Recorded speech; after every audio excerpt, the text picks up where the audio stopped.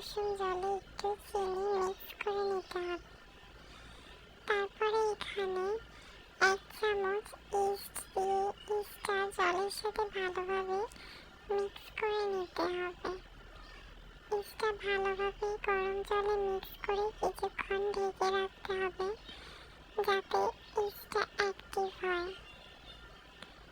Active হওয়ার পর আমি এখানে 4 কাপ পরিমাণে আটা দিয়ে ভালো মতো মথে নিচ্ছি।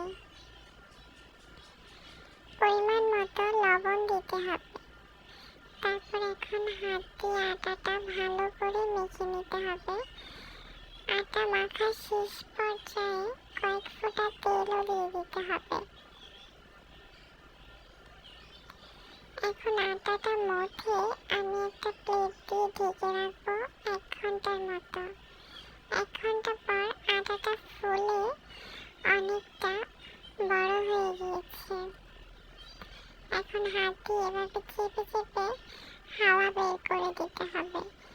তারপর আমি এভাবে ছোট ছোট গোল গোল করে কিছুক্ষণ রেখে দিয়েছিলাম। তারপর চুলায় বসিয়ে পাউরুটিগুলো নামিয়ে নিলাম।